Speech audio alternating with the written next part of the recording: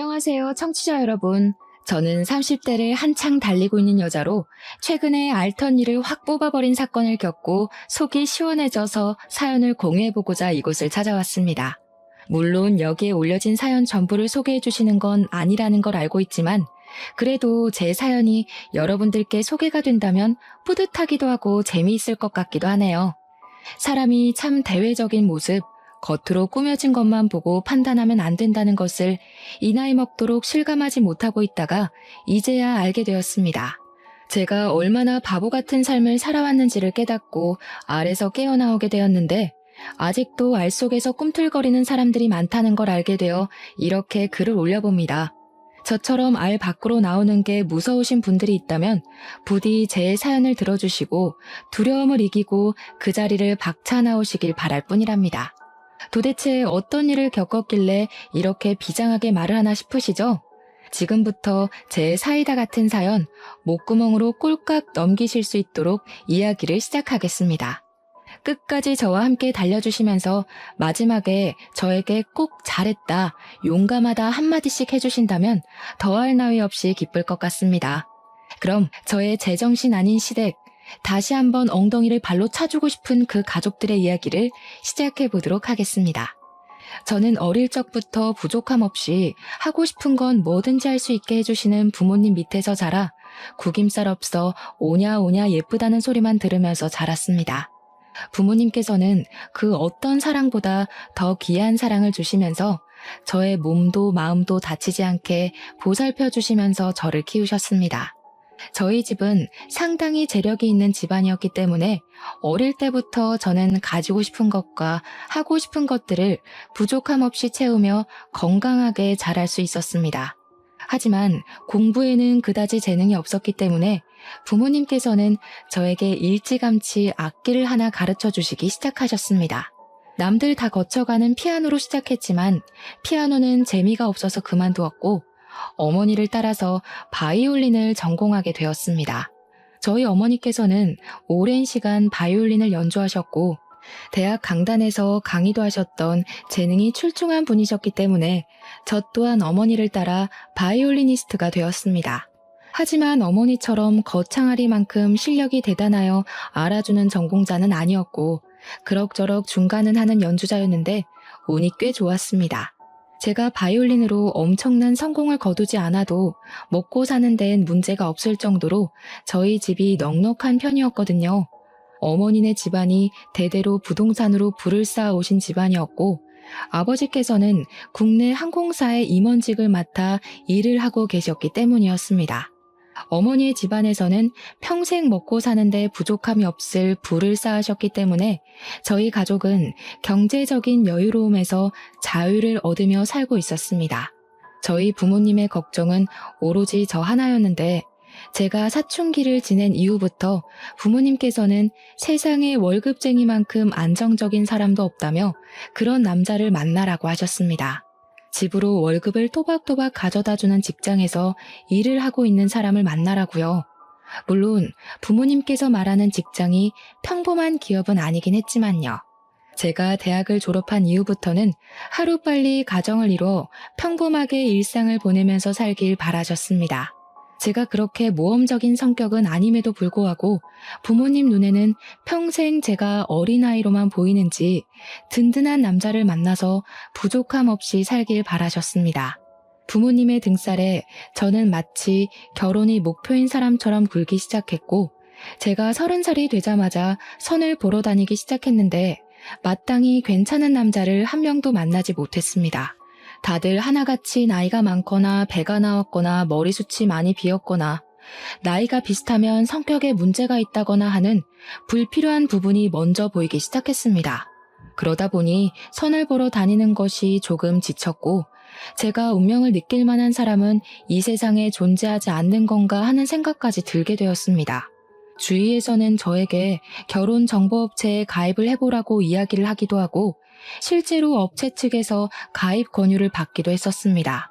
하지만 그렇게까지 해서 돈을 써가며 남자를 만나고 싶다는 생각은 별로 들지 않더라고요. 선자리는 다 주변 지인분들께서 해주신 자리라 부담이 없기도 했고요. 결혼정보업체는 마치 저를 포장해서 선물 가게에 진열해 놓는 듯한 느낌이 들어서 별로 내키지가 않았습니다. 어머니께서 아는 사람들을 통해 선자리를 받는 게 오히려 인증 같은 것도 좀 더 확실히 되는 느낌이고 운명의 상대를 만나진 못했지만 희망을 걸고 있었습니다. 하지만 저는 30 중반이 막 넘어설 때까지도 괜찮은 사람을 만나지 못했고 제 친구들은 먼저 시집을 가 육아를 시작하게 되었습니다. 제가 눈이 높은 것도 아닌데 괜찮은 사람을 만나지 못하니 점점 자존감이 떨어졌고 친구들도 저에게 아무나 만나라는 식으로 이야기를 하더라고요. 동화 속 주인공도 아닌데 한눈에 반할 만큼 괜찮은 왕자님을 어디서 만나겠냐며 적당히 조건 보고 결혼을 하라는 소리를 들으니까 점점 그렇게 해야 하나 하는 굴레에 갇히게 되었습니다. 그러던 어느 날 어머니 지인분이 정말 괜찮은 사람이 있다고 한 번만 만나보라고 어머니를 통해서 자리를 마련해 주셨습니다. 그 자리에서 만나게 된 사람이 바로 제 남편이었는데 처음에는 남편의 인상이 강렬하고 선이 두꺼운 마초 같은 남자 이미지라서 호감이 가긴 했습니다. 저는 비리비리한 사람보다는 체격도 좋고 얼굴선이 굵어서 진하게 생긴 사람을 좋아했는데 남편이 딱 제 이상형에 가까운 얼굴을 가지고 있었거든요. 매너도 깔끔하고 성격도 좋고 저에게 잘 맞춰주는 사람이라 괜찮다 싶어서 2번 더 만나게 되었는데 남편이 5번째 만남에 저에게 그러더라고요. 이렇게 의미 없게 만나봐야 서로에게 가식적인 모습만 보여주게 될 것 같으니 이런 단계를 전부 건너뛰고 결혼을 하자고 말입니다. 고백도 얼마나 마초 스타일로 하던지 저는 홀라당 반해버리고 말았습니다. 그 전에 만났던 뭔가 하나씩 부족했던 사람들과 비교했을 때 제 남편은 백마탄 왕자님이나 다름없는 사람처럼 보였습니다. 외적인 모습에서만 봐도 자기 관리가 잘 되어 있고 입고 다니는 옷도 멀끔하고 패션 센스도 있었고요. 경제적으로도 무척이나 안정되어 있는 사람이었습니다. 제 남편 직업이 변호사거든요. 제가 만났던 그저 그런 회사에 다니는 사람들과는 비교가 되지 않는 직업이었습니다. 이 남자보다 괜찮은 남자가 나타날까 고민도 되었고 제 나이가 35살을 넘어가는 시점이었기 때문에 조바심이 나기도 했고요. 무엇보다 제가 철이 좀 없는 스타일이라 탱자탱자 놀기만 했고 바이올린만 그나마 열심히 하긴 했는데 바이올린으로 성공하지도 못했거든요, 사실. 영혼을 실은 그런 실력을 가진 사람은 아니라서 유명한 연주가도 아니었고 평범한 교향악단에 소속되어 있는 사람이었어요.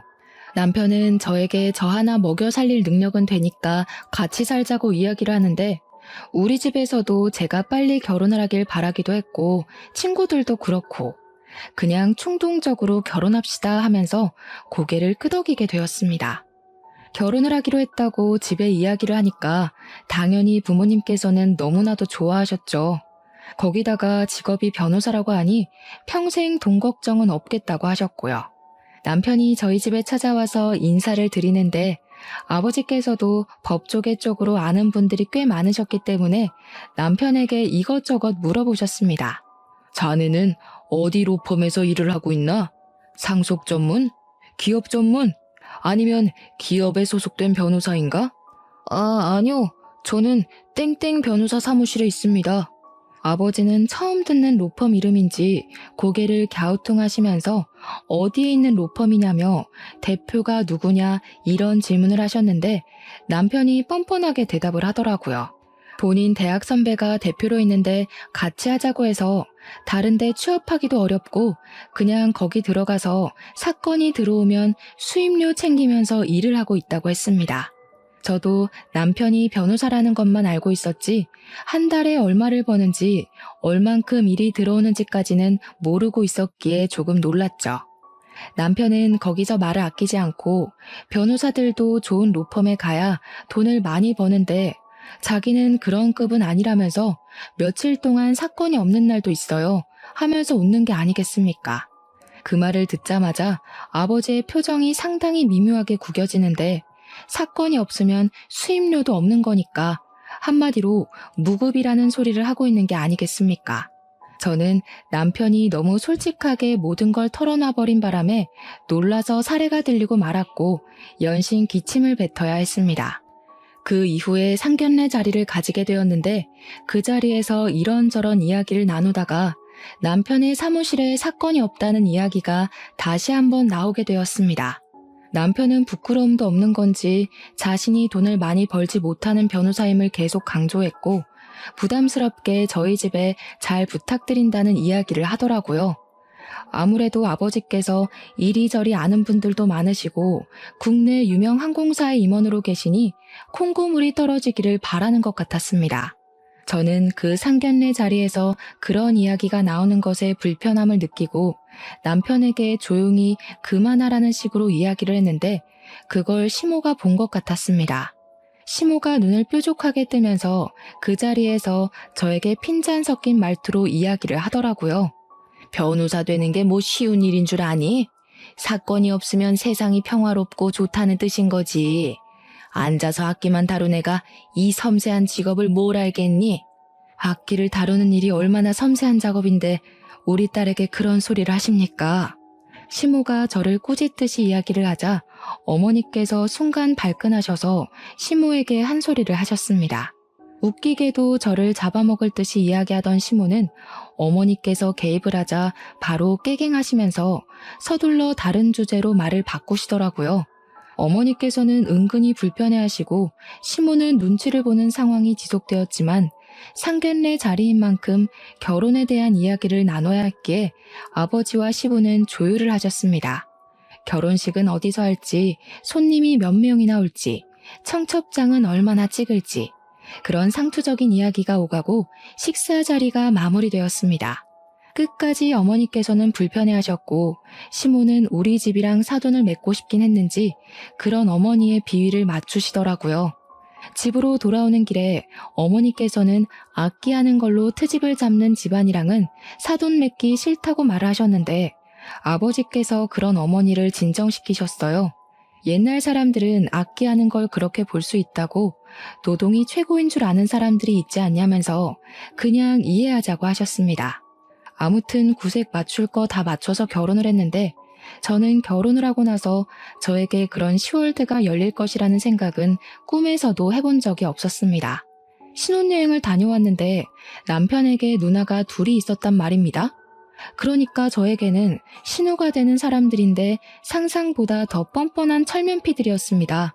저한테 절대로 자기네들은 신우집 같은 거 안 한다고 할 생각도 없다고 하더니 신혼여행 다녀오자마자 선물은 없냐고 저보다 봉투를 더 반기더라고요. 제가 혹시 몰라서 사놓은 선물을 드렸거든요. 면세점에서 사온 보디 제품이랑 립스틱을 드렸는데 엄청 실망한 얼굴로 저한테 이게 전부냐고 물어보더라고요. 그럼 뭐 제가 신우들 주려고 백이라도 사와야 했었나요? 하고 말을 하고 싶었지만 꾹 참고 그게 요즘 유행이래요 하면서 얼버무렸습니다. 신우들이 저한테 본인들 나이가 40을 넘겼는데 지금 유행 따지게 생겼냐면서 구시렁거리더라고요. 자기들 나이에는 비싼 게 최곤데 하면서 둘이 손발이 어찌나 척척 잘도 맞던지 저한테 뭐라 할 때만큼은 절친 같았습니다. 시자 노릇 같은 거 안 할 거라고 하더니 안 하기는 개뿔이죠. 그러더니 신우가 저한테 요즘 유행하는 애들이랑 거리가 먼 것 같은데 별걸 다 챙긴다고 하더라고요. 제가 왜요? 하고 물어보니까 손톱에 네일아트 같은 것도 하나도 안 한다면서 누가 요즘 그렇게 손톱을 바짝 깎냐고 하더라고요. 원래 악기하는 사람들은 손톱 기르면 안 되거든요. 그래서 악기를 해서 그렇다고 이야기를 했죠. 근데 시모가 싹 대화에 끼어들더라고요. 손톱에 그 번쩍이고 그런 거 안 발라서 얼마나 좋니? 매니큐어 같은 거 바르면 쌀알 씻다가 들어갈지도 모르고. 우리 아들이 그런 밥 먹으면 안 되지. 그 말 듣자마자 손톱에 매니큐어를 잔뜩 바르고 싶어지더라고요. 어쩜 말을 해도 저렇게 기분 나쁘게 말을 할 수 있는지 참. 아무튼 쎄한 기분을 안고 신혼생활을 시작했는데 남편이 변호사 사무실에 출근을 했다가 안 했다가 들쑥날쑥 일을 하더라고요. 저는 교양악단에 소속되어 있었기 때문에 일주일에 5번씩 연습실에 나가야 했는데 시간이 유동적인 편이긴 했거든요. 오전 10시부터 오후 4시까지 연습을 하러 나갔죠. 근데 변호사면 저보다 당연히 바빠야 정상인데 너무 집에서 놀고 있길래 일 안 나가냐고 물어봤더니 폰게임이나 하면서 대꾸를 하더라고요. 요즘 일이 없어서 파리만 날려. 우리 사무실 월세 못 내가지고 건물주가 문 닫아버렸잖아. 뭐 잠금 장치 걸어놨던데? 그래서 출근 못해. 저는 그 말에 너무 어이가 없어서 다시 한번 물어봤는데 돌아오는 대답은 똑같은 소리였습니다. 변호사 둘이서 일을 얼마나 안 하면 사건 수임이 들어오지 않아서 월세도 못 내고 쫓겨나 집에서 휴대폰 게임이나 하고 앉아있단 말입니까? 변호사씩이나 되어서 그런 일도 법으로 어떻게 못한다는 게 너무 바보 같고요. 물론 월세를 못 낸 게 저 사람이니까 뭐라고 해도 어쩔 수 없는 일이지만요. 진짜 빚 좋은 개살구라는 말이 딱 우리 남편에게 어울리는 말이지 않겠습니까? 저한테 슬쩍 눈치를 보면서 장인어른한테 말 좀 해주면 안 되나 하더라고요. 한마디로 월세를 우리 아버지 보고 대신 내달라고 부탁이라도 드리고 싶다는 소리였습니다. 월세를 내야 자기들도 사건 수임을 받지 않겠냐면서요. 결혼한 지 3개월밖에 되지 않았는데 돈 타령을 하니까 저도 너무 당황스러워서 아버지에게 말을 해야 하나 말아야 하나 고민을 하다가 부탁을 드렸습니다. 그러니까 아버지께서 화들짝 놀라시면서 월세를 못 낼 정도로 사건 수임이 안 되는 사무실이냐고 차라리 국선을 하라고 하지 하시는 거예요. 남편에게 이야기를 하니까 머리를 벅벅 긁으면서 국선도 나쁘진 않은데 인식이라는 게 있지 않겠냐고 말을 하더라고요. 국선 변호사 하면 약간 공짜 변호사 같은 느낌이 있잖아. 나중에 수임료도 후려치기 당한다고 뜬 소문도 많고 당장 월세도 못 내는 주제에 이거저거 따지는 꼴이 한심해 죽겠더라고요. 아무튼 아버지께서 도와주신 덕분에 다시 사무실 운영을 시작했습니다. 그러고 나서 어버이날이 되어서 시댁에서 밥이나 먹자고 하시길래 남편이랑 같이 시부를 모시고 식당을 갔는데 시모의 표정이 엄청 언짢아 보이는 겁니다. 왜 그런가 저도 눈치만 살살 보고 있었는데 제가 선뜻 시모에게 말을 걸지 않자 시모가 먼저 이야기를 하더라고요. 며느리식이나 되어서 일찍 와서 식사를 차려줄 생각은 안 하고 밖에서 사 먹을 생각밖에 안 하니? 우리 아들이 벌어온 돈을 그렇게 물쓰듯이 쓰는 거야? 아니, 제가 무슨 남편 월급으로 사치를 하고 있으면 할 말이 당연히 없겠지만 저희 집에서 남편 사무실 밀린 월세까지 갚아준 마당에 그게 무슨 소리랍니까? 제가 어이가 없어서 입을 떡 벌렸죠. 거기다가 이 비싼 곳에서 밥을 먹게 된 이유가 시부가 밖에서 비싼 밥 먹고 싶다고 노래를 부르셔서 예약까지 해서 온 것이었습니다. 제가 원해서 온 것도 일방적으로 정한 것도 아닌데 시모가 다 제가 게을러서 밥 차리기 싫어서 여기 온 거라고 치부해버리니까 서운하더라고요. 저도 입이 뚫려 있는데 삼키는 건 아니다 싶어서 시부가 여기 오고 싶다고 노래를 불러서 온 거라고 톡 쏘아붙였죠. 그러니 시모가 저한테 자기는 며느리가 차려준 밥이 먹고 싶다고 하시는 겁니다. 그때 우연치 않게 시간이 맞아 늘러붙은 신우가 그러더라고요. 엄마, 무슨 말을 그렇게 해? 올케가 형석이네 사무실 월세도 냈다고 하던데 엄마가 이러면 형석이한테 좋을 거 하나도 없어. 웬일로 첫째 신우가 제 편을 들어주면서 이야기를 하는데 괜히 고맙고 그렇더라고요. 하지만 이 모든 것이 사건의 빌드업이 될 거라고는 상상도 하지 못했죠. 불편한 식사 자리가 끝나고 집에 가려는데 첫째 신우가 저를 붙잡더라고요. 올케네 아버지가 국내 항공사 임원이라고 하셨지? 내가 다른 건 아니고 이번에 우리 시댁이랑 같이 해외여행을 가거든. 좌석 업그레이드 좀 해주라고. 그게 가족 한정이라서요. 아마 안 될걸요? 어머, 임원 백이라는 게 있잖아. 그리고 나랑도 올케랑 가족으로 묶인 사이 아니야? 부탁 좀 할게. 전부 다 꿍꿍이가 있어서 제 편을 들어주는 척했던 것이었습니다. 저는 이건 아니다 싶어서 안 될 것 같다고 우리 아버지께서 부탁을 한다 해도 규정이라는 게 있다고 말을 했습니다. 보통 저 정도로 말을 하면 다들 포기를 하고 알겠다고 하는데 신우는 정말 끈질기게 말을 하더라고요. 그럼 어떡해? 내가 시댁에 이미 다 자랑해놓고 비즈니스 좌석에 모시겠다고 했는데. 그럼 올케가 사비 들여서 업그레이드 해줘. 나도 체면이라는 게 있는데 이게 다 올케 탓이잖아. 아니 신우, 이런 식으로 일방적으로 통보를 하는 법이 어디 있어요.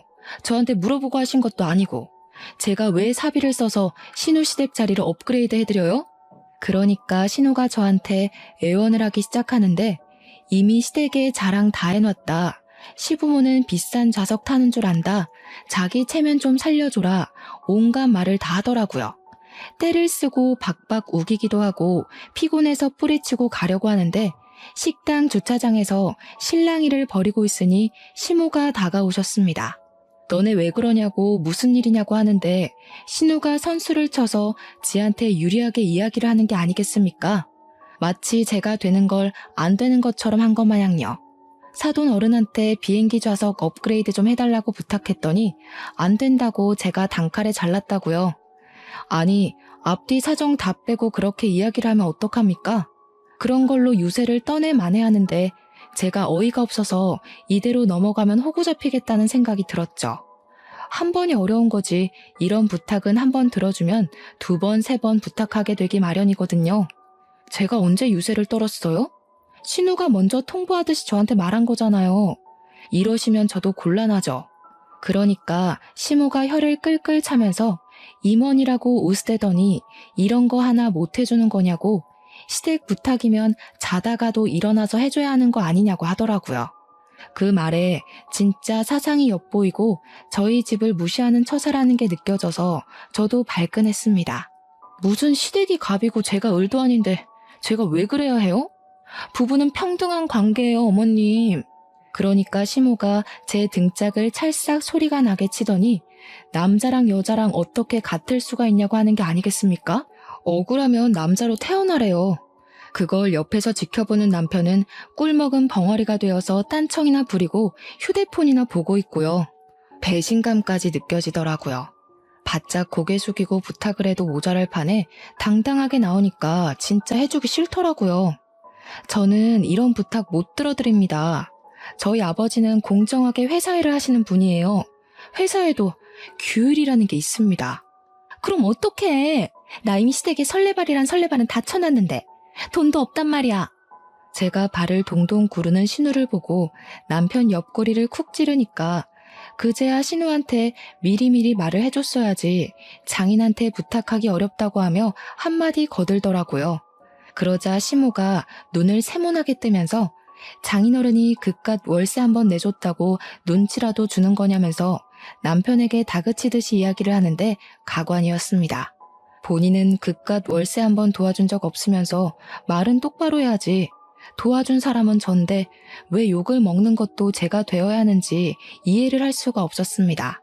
남편이 제 표정이 점점 굳어지니까 그런 거 아니라고 그냥 그런 부탁을 한다는 것 자체가 어려운 거라고 하더니 저한테 집에 가자고 하더라고요. 남편도 더 이상 이야기를 해봐야 좋을 게 없다고 판단을 한 건지 자리를 서둘러서 정리하려고 했습니다. 차에 타서 집으로 오는 내내 제 표정이 한껏 구겨져 있었는데 남편은 눈치까지 밥 말아먹은 건지 나 잘했지? 이러고 있더라고요. 그러면서 자기도 할 만큼 했으니까 저한테 아버지한테 부탁이라도 한번 해보라고 만약 비즈니스로 업그레이드 되면 서로 좋은 거 아니냐고 하더라고요. 저는 욕만 먹었는데 도대체 서로 좋은 거라는 소리는 어디서 나오는 건지 남편한테도 아버지께 그런 부탁드리는 거 눈치 보이고 싫다고 했더니 남편이 입을 다물더라고요. 그런데 며칠 뒤에 아버지에게 먼저 연락이 와서는 저에게 항공권 예약 번호를 알려달라고 하시는 게 아니겠습니까? 무슨 소리냐고 되물었더니 아버지가 그러시더라고요. 사위가 연락 와서는 신혼에 가족여행 가는 거 좌석 업그레이드 좀 해달라고 하던데 그 정신 나간 인간이 저희 아버지께 자기가 연락을 해서 좌석을 업그레이드 해달라고 한 것이었습니다. 염치도 없게 말입니다. 제가 속상해 죽겠다고 아버지는 왜 그거 해주신다고 해가지고 나를 더 화나게 만드냐고 했더니 아버지께서 껄껄 웃으시는 겁니다. 좋은 게 좋은 거 아니겠냐고. 시댁 눈치 보는 거보다야 그냥 한번 해주는 게 낫다는 식으로 말씀을 하셨습니다. 결국에는 신우한테 항공권 예약 번호를 알려달라고 연락을 했더니 저한테 뭐라고 씨부리는지 아십니까? 어차피 이렇게 해줄 거면서 그때는 왜 기분 상하게 안 뜬다고 한 거야? 앞으로는 부탁하면 바로바로 좀 해줘. 알았지? 비행기 티켓을 그냥 취소시켜버릴까 고민을 하다가 신우 시부모로 보이는 사람 2좌석만 업그레이드를 해버렸습니다. 원래 직원 할인이니 업그레이드니 직계 가족만 가능한 거고 아버지 백으로 임의로 업그레이드하는 건데 그 식구들 전부 다 해줄 수는 없었습니다. 그러니까 여행에 다녀와서 신우가 저한테 쪽팔려 죽는 줄 알았다고 난리 법석을 떠는 게 아니겠습니까? 자기들도 당연히 비즈니스 좌석 해줄 줄 알고 한껏 으스댔는데 시부모 자리 2개만 해줄 수 있냐고 하면서 그렇게 안 받는데 올케 뒤끝 대박이라고 하더라고요. 해준 걸 감사하게 생각할 줄도 모르고 말입니다. 좌석값만 2배 차이가 나는데요. 그러면서 면세에서 제 선물 하나를 안 사온 거 있죠? 아니, 우리 아버지께서 좌석 업그레이드를 규정까지 어겨가며 해주신 건데 빈손이 말이나 되냐고요. 적어도 우리 아버지 선물로 양주 한 병 정도는 사와야 하는 거 아니냐고 남편에게 불이 나게 따졌습니다. 그러니까 남편이 속 터지게 장인어른 부자잖아. 양주값이 한두 푼도 아닌데 부담됐나 봐 하는 거예요. 우리 아버지 덕분에 비행기 좌석값 절약했으면 당연히 그런 성의는 보여야 하는 거 아니냐고 했더니 지네 누나가 그럴 돈이 있었으면 돈 주고 비즈니스 끊고 가지 않았겠네요. 그러면서 장인어른도 치사하다고 누나 좌석까지 업그레이드 해주지 이러고 있는 거예요. 진짜 상식이라는 게 없는 사람인가 싶었습니다. 그 이후에는 한동안 또 조용하게 잘 지내고 있었습니다. 조용할 땐 그렇게 평화롭고 행복할 수가 없어요.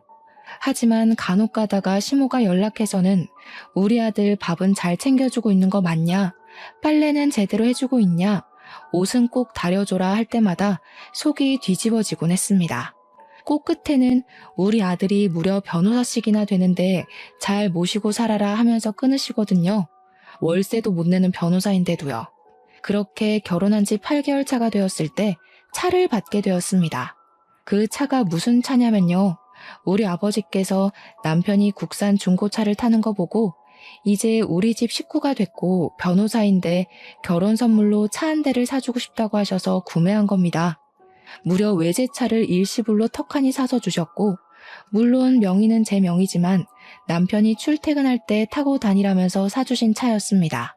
차를 받았으니 보험을 가입하는데 제가 운전자 부부 특약을 넣으려고 했었거든요. 제 명의라서 보험자 명의는 저여야만 하고 남편이 타고 다닐 차니 부부 특약이 딱이다 생각했죠. 그런데 남편이 굳이 모든 운전자가 가능한 비싼 보험을 들으라고 하는 게 아니겠습니까? 이해가 안 가서 왜 그래야 하냐고 물어봤습니다. 아니, 내가 외제차를 결혼 선물로 받았다고 자랑을 했더니 우리 둘째 누나가 타보고 싶다고 난리를 치잖아. 우리 아빠가 사준 차를 왜 둘째 신우가 타보고 싶어 해? 그럼 조수석에 태워. 운전을 시킬 필요가 있어? 우리 누나 차 봤지? 엄청 오래된 경차잖아. 가끔 놀러 갈 때 기분 내고 싶다고 차 좀 빌려달라고 하길래 알겠다고 했거든. 이게 네 차야? 우리 아빠가 내 명의로 사준 차야. 너 출퇴근할 때 쓰라고 사준 차지만 내 명의 내 차라고. 그래, 말 잘했다. 장인어른이 나랑 결혼했다고 나 타라고 사준 차잖아. 나 타라고. 너 진짜 돈 가지고 사람 치졸하게 만드는 구석이 있다? 당신이야말로 너무한 거 아니야? 어떻게 새 차가 나오자마자 신우를 빌려준 애 만에 그런 소리를 할 수가 있어. 당신 출퇴근할 때 기살라고 사준 차라고. 신우들한테 빌려주지 말고 절대로 난 싫으니까 보험은 내가 알아서 들 거야. 알겠어? 저도 너무 화딱지가 나서 남편한테 소리를 지르면서 이야기를 했습니다. 그러고 나서 운전자 부부만 가능하게 보험을 넣고 몇 주간 별 탈 없이 시간을 잘 보냈단 말입니다. 하루는 어머니께서 차 구경도 하고 싶고 얼굴도 보고 싶으니까 근교에 있는 카페에 가자면서 주말에 연락을 하신 거예요. 저랑 남편이랑 둘 다 같이 나오라고 맛있는 거 먹고 기분도 내자고 하면서 시간 약속을 잡으시길래 남편한테 이야기를 했습니다. 어머니께서 나오라고 하니까 준비하라고 했더니 남편이 엄청나게 당황하면서 오늘? 지금? 당장? 갑자기 이러면 어떡해? 하는 겁니다. 왜 그러냐고. 어차피 오늘 일정도 없고 집에서 그냥 놀고 먹는 거보다 밖에 나가서 바람 쐬는 게 좋지 않겠냐고 했더니 남편이 제 눈치를 보더라고요. 밖에 나가기 귀찮은데, 그냥 쉬고 싶은데 하면서 문구적 거리는데 빨리 옷 입고 나오라고, 차 키 내놓으라고 시동 걸고 기다리겠다고 했습니다. 그러자 남편이 딴청을 부리기 시작하는데 느낌이 진짜 쎄하게 들더라고요. 차 키 어디 있냐고 제 차 물어보는데 대답을 하지 않길래 설마 신우한테 빌려준 거냐고 물어보니까 남편이 그러더라고요. 누나가 조카들이랑 조카 친구 가족이랑 놀러를 가는데 차 좀 빌려달라고 하는데 그럼 어떡해. 짐도 워낙 많고 또 경차라서 고속도로 달리기가 위험하다고 하는데 조카들 사고라도 나면 큰일이잖아. 네가 책임질 것도 아니고. 도대체 내가 책임을 왜 져야 하니? 그러면서 부부싸움을 제대로 하게 되었습니다. 너무 염치 없다. 보험은 어떻게 한 거냐? 왜 나한테 상의 한마디도 없이 그런 짓을 하는 거냐고. 나를 우습게 보는 거냐고 소리를 꽥꽥 지르면서요. 남편도 할 말이 없고 자기 자존심은 상하니까 저한테 친정 식구들을 만나든 말든 마음대로 하라면서 방문을 쾅 닫고 들어가는 게 아니겠습니까? 결국 저는 너무 짜증나서 아버지께 전화를 걸어서 저를 좀 데리러 와달라고 부탁을 드렸습니다. 제가 짜증나서 정신 나가겠다고 막 울어대니까 부모님이 저 데리고 드라이브를 시켜주셨어요. 그리고 그 자리에서 모든 이야기를 털어놓았습니다. 어머니께서는 정말 경우 없는 집안이 아닐 수가 없다면서 날이 갈수록 마음에 드는 구석이 없다고 화를 씩씩 내셨고, 아버지는 아무 말씀도 없으셨습니다. 결혼한 지 1년도 채 되지 않은 시점에 이런 일이 생기니까 저도 너무 속상했습니다. 그런데 진짜 더 짜증이 나는 건 첫째 신우고 둘째 신우고 둘 다 염치는 밥 말아먹은 문외한이라는 점이었습니다. 둘째 신우가 차 빌려가는 거 말고는 다른 문제가 없었기에 그나마 정상인가 싶었는데 그것도 아니더라고요. 둘째 신우가 시집을 제일 먼저 가서 딸이 하나 있었는데 그 시조카가 초등학교 3학년이었습니다. 저한테 악기를 배웠으면 좋겠다고 하면서 저에게 자기 딸이 잘하는 악기를 찾아달라는 게 아니겠습니까? 저만 해도 이것저것 다 배워보고 결정을 했던 거라 신우에게 이야기를 했더니 막무가내로 저에게 악기를 찾아달라고 생떼를 쓰더라고요. 시조카가 뭘 잘할지 제가 어떻게 알겠냐고 하면서 저도 바이올린 말고 다른 악기는 다룰 줄 모른다고 거절을 했더니 글쎄 저에게 교향악단에 한번 데려가 주래요. 거기 가면 악기 많지 않냐면서 한 번씩 해보면 찾을 수 있지 않겠냐는 겁니다. 진짜 쇼킹하죠? 다른 악단 사람들의 악기를 한 번씩 연주해보게 하면 어울리는 악기를 찾을 수 있지 않겠냐는 말이 너무 비상식적이고 무식하게 들렸습니다. 여기 계신 분들 다 프로이시고요. 자기 악기를 남의 손에 맡기는 일은 절대로 하지 않으세요. 그러니까 까다롭게들 군다면서 구시렁거리는데 그 정도는 상식 아닌가 싶더라고요. 뭐든 자기 손탄 물건은 남에게 빌려주지 않는 법이지 않겠습니까? 아무튼 악기를 배우고 싶다고 하길래 제가 그럼 바이올린을 배우겠다고 하면 직접 가르쳐 줄 수 있다고 하니까 저한테 쓰다 남은 악기 없냐고 하더라고요. 악기 값이 비싸서 얼마나 배울지도 모르는데 돈 주고 사기가 아깝다고 그래서 제가 그냥 딱 잘라서 말을 했습니다. 돈 걱정하실 거면 악기는 하지 않는 게 좋겠다고요. 유지비에 레슨비에 악기값에 돈 엄청 깨지는 일이라고 말입니다. 그 이후에 돈이 많이 든다는 말에 오기가 생긴 건지 뭔지 저한테 음악 쪽 일을 시키고 싶은데 싸게 후려칠 수 있는 방법 좀 알려달라고 둘째 신우가 쪼아대고 첫째 신우는 둘째 신우만 차 빌려주냐고 본인들도 빌려달라고 닥달을 하고 거기다가 시모는 자기 아들이 왜 이리 말랐냐면서 변호사 마누라씩이나 됐으면 사건을 좀 턱턱 물어와야 하는 거 아니냐면서 제정신 아닌 소리를 아무렇지 않게 하더라고요. 결혼한 지 1년쯤 되었을 때 저는 빠질 데도 없는 살이 5kg나 빠져 있었습니다. 보다 못한 우리 어머니께서 이혼하고 다시 집으로 돌아오라고 하셨고요. 제가 교행 악단 정기 공연을 준비하는데 계속 전화해서 방해하고 일을 시키려고 하고 마음에 안 드는 티를 팍팍 내니까 너무 지쳐버린 거죠. 남편이 중재라도 하면 다행인데 계속 우리 가족한테 그것도 못해줘? 이 말만 반복하고요. 참는 자에게 복이 있다고 정말 제대로 기가 막히게 복수를 하면서 새 인생 찾아갈 기회가 생겼습니다. 저희 결혼 1주년 기념일쯤 시부모님 결혼 40주년이랑 겹치는 바람에 온 가족이 해외여행을 가자고 말이 나온 겁니다. 당연히 저에게 온 가족 좌석을 비즈니스로 업그레이드 해오라며 항공권 구매까지도 저에게 해달라고 하더라고요. 뿐만 아니라 호텔도 예약해라, 일정도 짜놔라, 전부 다 최고급으로 해오라고 하는데 돈은 한 푼도 안 주더라고요. 제 돈으로 다 예약하라고 자기들은 몸만 가겠다는 거죠. 열받아서 부모님께 이야기하고 이혼하겠다고 하니까 어머님께서 곱게 이혼해주면 안 된다고 판을 짜기 시작하셨습니다. 비행기는 편도로만 끊어놓고 좌석도 날개 쪽 좌석으로 제일 시끄럽고 풍경도 안 보이는 곳으로 구매를 했습니다. 호텔도 엄청 고급스러운 호화호텔 옆에 딸린 허름한 2성급 비즈니스 호텔로 잡았는데 모텔보다 못한 수준이더라고요. 여행 준비는 제가 하겠다며 시댁에 떵떵 큰 소리를 쳐놓고 고급 호텔에 비즈니스 좌석을 끊어놓은 것처럼 뻥까지 쳤습니다. 그리고 여행 당일에 공항에 모여서 출국 심사를 하는데 제가 일부러 유효기간이 만료된 옛날 여권을 들고 갔습니다. 당연히 심사에서 걸리게 되었고 저는 만료된 여권으로는 비행기를 탈 수 없다고 쫓겨나게 되었습니다. 시댁 식구들이 다들 한 소리씩 하는데 웃음을 꾹 참고 집에 새 여권 있으니 다음 비행기를 타고 가겠다고 먼저 들어가 계시라고 이야기를 했습니다. 우리 연세 쇼핑하기로 했잖아. 나 카드 없는데. 카드 줘.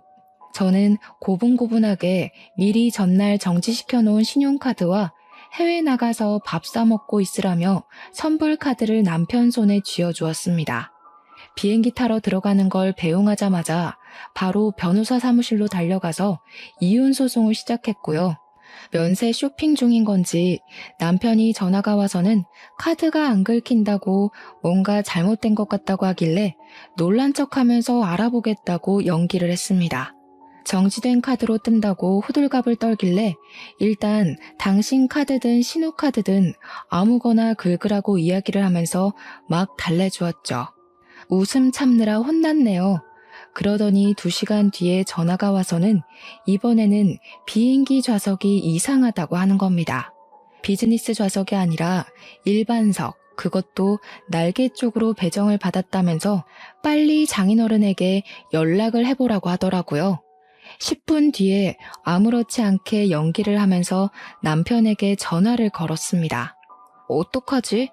비즈니스 좌석을 산 사람들이 많아서 우리처럼 공짜로 타려는 사람들은 뒤로 밀려서 일반석에 배정을 받게 된 거래.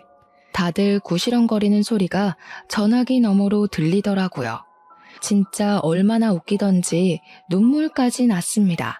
저는 숙소는 땡땡 호텔로 찾아가면 된다고 마지막 피날레까지 전해준 뒤 이혼 소장을 접수하고 짐도 전부 친정으로 옮겨버렸습니다. 포장이사까지 미리 예약해서 처리하니 편하더라고요. 그리고 나니까 새벽 2시쯤 해외에 도착한 남편에게서 다시 한번 전화가 걸려왔습니다. 진짜 이거 왜 이래? 호텔에 왔더니 예약 내역이 없대. 일단 우리 밥 먹으러 왔어. 그래? 그럼 그 호텔 옆에 보면 진짜 작고 허름한 호텔이 하나 있을 거야. 거기 가봐. 예약된 거 있을걸? 뭐라고? 제정신이야? 그 옆에 다 쓰러져가는 폐가 같은 저 건물이라고?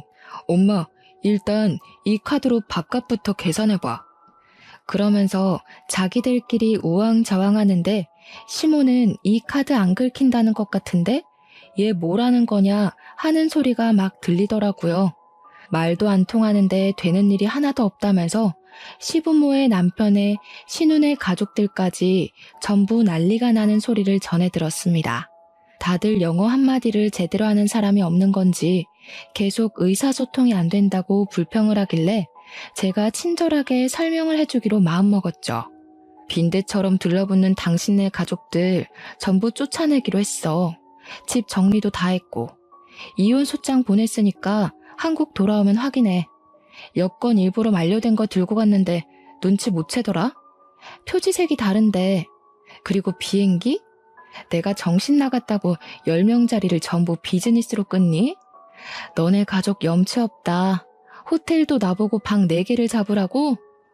허름한 모텔로 1박만 예약 잡았으니까 내일부터는 호텔도 알아보도록 해.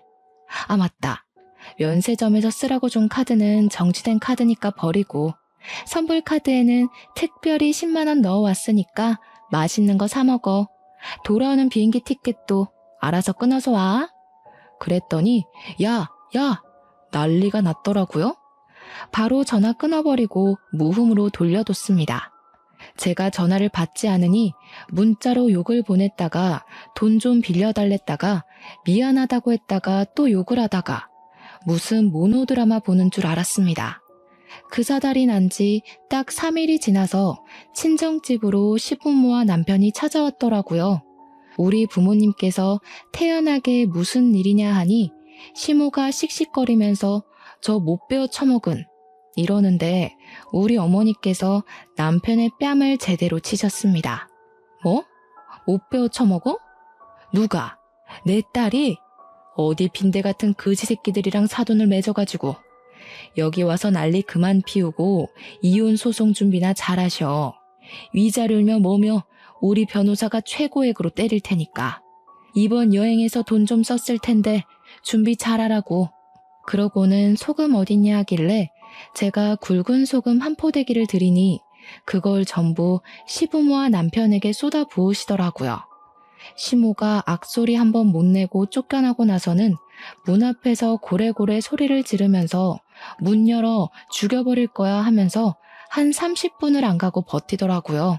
결국 옆집에서 시끄럽다고 경찰에 신고를 했고 출동한 경찰이 시부모와 남편을 잡아갔습니다. 그 이후에 남편은 이건 아니다 싶었는지 찾아와서 빌고 연습실까지 쫓아오고 했는데 그때마다 경찰을 부르고 스토커로 신고를 넣었습니다. 그게 누적이 되니까 이혼 소송에서도 유리하게 작용을 하더라고요. 저는 소송을 시작한 지 4개월 만에 이혼을 했고 위자료도 1,500만 원을 받게 되었습니다. 제가 시댁에 쏟아부은 돈에 비하면 얼마 안 되는 돈처럼 보이긴 하지만 그래도 해치워서 속이 얼마나 시원한지 모릅니다. 이혼한 지 지금은 8개월 정도 지났는데 전 남편은 그때 해외에 나가느라 쓴 카드값을 갚아내느라 난리도 아니라고 하더라고요. 사건이 잘 잡히지 않은 탓에 국선 변호사 자리에 들어가고 싶다고 난리를 친다던데 신우들이고 시댁이고 서로 나몰라라 하고 덤터기를 다 전 남편에게 씌웠대요. 그리고 저한테 돈 좀 빌려줄 수 있냐고 연락이 왔는데 말이죠. 제가 정신 나간 것도 아니고 빌려주겠나요? 바로 차단부터 넣었습니다. 전전긍긍하는 모습을 보니 웃겨 죽겠더라고요. 이래서 수준 차이가 나는 사람을 만나면 안 된다는 걸 깨닫게 되었습니다. 겉모습에 현혹되지 않고 속 알맹이는 보는 사람이 되려고 노력 중인 지금 좋은 사람이 다시 한번 나타나길 바라며 글을 마무리하겠습니다. 길었던 제 사연 들어주신 여러분 정말로 감사합니다.